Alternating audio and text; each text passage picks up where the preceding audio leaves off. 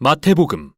암영상에서 마태는 예수님을 다윗의 가문에서 나신 메시아, 모세와 같이 권위 있는 새로운 선생, 그리고 임마누엘, 히브리어로 우리와 함께 하시는 하나님으로 소개했습니다. 예수님은 하나님 나라의 도래를 선포하고 가르치시고 그 나라를 이스라엘 사람들의 일상 속에서 실현하셨죠. 많은 이들이 그분을 받아들였지만 거절한 이들도 있었는데 특히 이스라엘의 종교 지도자인 바리새인들이 그랬죠. 따라서 중요한 질문은 예수님과 이 지도자들 간의 갈등이 어떻게 끝날 것인가 하는 것입니다. 다음 단락인 14장부터 20장에서는 사람들이 메시아에 대해 어떤 다양한 기대를 했는지 살핍니다. 예수님은 꾸준히 아픈 사람들을 치유하시고 심지어 2차례나 광야에서 수많은 군중을 먹이는 기적도 일으키십니다. 한 번은 유대인, 다른 한 번은 이방인 군중입니다. 이 표적은 모세가 광야에서 이스라엘에 행한 것과 매우 비슷했죠. 그래서 모든 사람이 예수님께 열광합니다. 그들은 그분이 위대한 선지자이자 메시아라고 생각합니다. 하지만 종교 지도자들은 다릅니다. 그들이 기대한 메시아는 시편 2장과 다니엘 2장 등의 말씀에 근거한 승리의 메시아로서 그들을 억압하는 이방 나라들을 물리치고 이스라엘을 구할 자였습니다. 그들이 볼 때 예수님은 거짓 교사이자 자신을 높이는 주장으로 신성을 모독하는 자일 뿐이죠.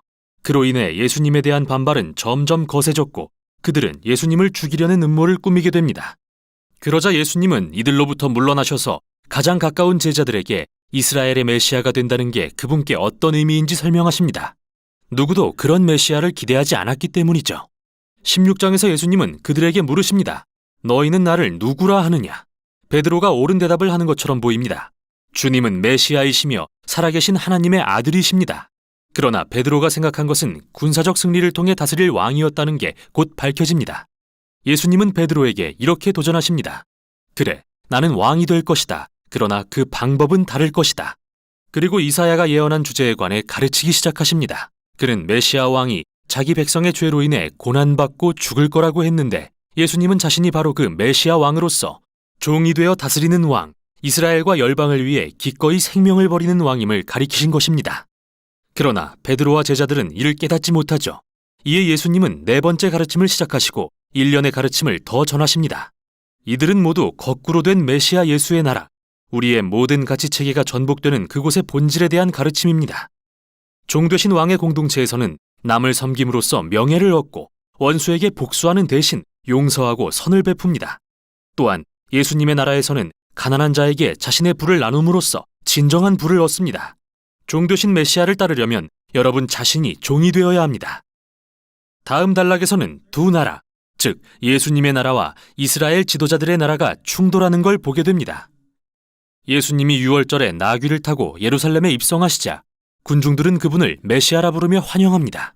그 후 예수님은 곧장 성전뜰로 들어가시더니 날마다 드리는 제사를 중단시킬 정도로 큰 혼란을 일으키십니다. 지금 예수님은 말보다 행동으로 더 크게 말씀하십니다. 성전, 곧 하나님과 이스라엘이 만나는 그 장소에서 예수님은 이스라엘의 왕으로서 자신의 권위를 주장하시는 것입니다. 예수님은 성전이 이스라엘 지도자들의 위선으로 더럽혀지고 있다고 보시고 그들의 권위에 도전하신 것입니다. 당연히 심한 모욕을 느낀 그들은 공개적인 논쟁에서 예수님을 함정에 빠뜨려 망신을 주려 하지만 실패하죠. 결국 그들은 예수님을 죽이기로 결정합니다. 이에 대하여 예수님은 마지막 가르침을 전하십니다. 먼저 바리새인과 그들의 위선을 신랄하게 비판하신 예수님은 하나님과 그분의 나라를 거절한 예루살렘을 바라보며 우십니다. 그 후 예수님은 제자들과 함께 물러나 곧 일어날 일들에 대해 그들에게 말씀하기 시작하십니다. 예수님은 이 지도자들에 의해 처형당하실 것이며 이로써 그들은 자멸을 초래할 것입니다. 왜냐하면 평화의 나라로 향하는 예수님의 길을 받아들이는 대신 로마에 맞서는 반란의 길을 택함으로써 예루살렘과 성전이 파괴될 것이기 때문입니다. 하지만 예수님은 이게 끝이 아니라고 하십니다. 그분은 죽으신 후 부활하셔서 자신을 소명하실 것입니다. 그리고 언젠가 다시 오셔서 열방에 그분의 나라를 세우실 것입니다. 그러므로 그때까지 제자들은 늘 깨어서 예수님과 그분의 나라를 선포하고 복음을 전파하는 데 힘써야 합니다. 이 모든 말씀이 아직 제자들의 귓가에 쟁쟁할 때 이야기는 절정에 이릅니다. 그날 밤 예수님은 제자들과 따로 모여 유월절 만찬을 가지십니다. 유월절은 이스라엘이 유월절 어린 양의 죽음을 통해 노예에서 해방된 이야기를 들려주는데요. 예수님은 이 식사에 빵과 포도주에 새로운 상징적 의미를 부여하시며 다가올 자기 죽음이 희생제물이 되어 그분의 백성을 죄와 악의 속박에서 해방할 것임을 보여주십니다. 만찬 후 예수님은 붙잡히시고 유대 지도자들의 공회인 산헤드린 재판에 넘겨지십니다. 그들은 예수님이 메시아라는 주장을 받아들이지 않고 하나님을 모독했다는 죄목으로 그분을 고발합니다. 그 후 예수님은 로마 총독 빌라도 앞에 서십니다. 그는 예수님이 무죄라고 생각하지만 유대 지도자들의 압력에 굴복해 결국 그분께 십자가형을 선고합니다. 그래서 예수님은 로마 군인들에 이끌려 십자가에 못 박히십니다. 자, 이 단락에 바로 이 지점에서 눈에 띄는 게 있습니다. 마태가 서론에서처럼 구약의 말씀을 인용하는 횟수가 늘어나고 있다는 점인데요. 그는 예수님의 죽음이 비극이나 실패가 아니라 오히려 구약의 모든 예언이 놀랍게 성취된 것임을 보여주려고 하는 것이죠. 예수님은 이사야의 예언대로 종되신 메시아로 오셨습니다.